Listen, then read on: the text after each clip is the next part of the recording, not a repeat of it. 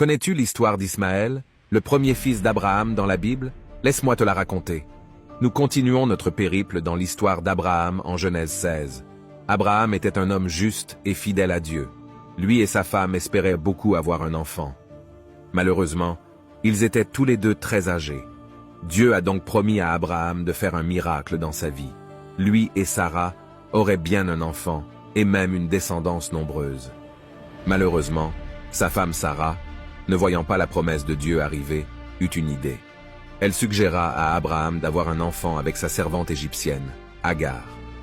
Abraham écouta Sarah et eut un fils avec Agar, Ismaël. Cette naissance créa par la suite des problèmes au sein de leur famille. En effet, cette décision n'était pas en accord avec le plan de Dieu, car Dieu avait promis qu'Abraham et Sarah auraient un fils ensemble. Néanmoins, Dieu, dans sa grâce et sa bonté, renouvela sa promesse à Abraham et Sarah. Il demanda à Abraham d'être intègre et lui promit à nouveau qu'il aurait bien un fils avec son épouse Sarah, et cette promesse finit par se réaliser. Sarah tomba enceinte d'un fils, Isaac. Abraham et Sarah aimaient cet enfant de tout leur cœur, car ils l'avaient longtemps attendu. En Genèse 22, la Bible raconte que Dieu décida de tester Abraham. Il lui demanda de sacrifier son fils Isaac en offrande.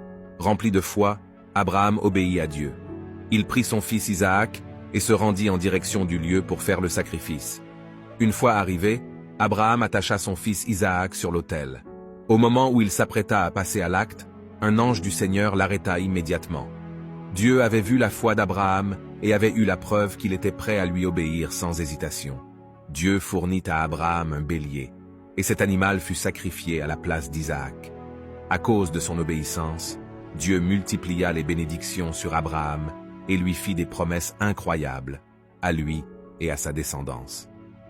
L'histoire du sacrifice d'Isaac nous montre à quel point Abraham avait une foi et une confiance absolue en Dieu, qu'il était prêt à obéir sans contestation, et surtout, qu'il aimait Dieu plus que son propre fils qu'il avait pourtant longtemps attendu. Inspirons-nous de lui pour notre vie et marche avec Dieu.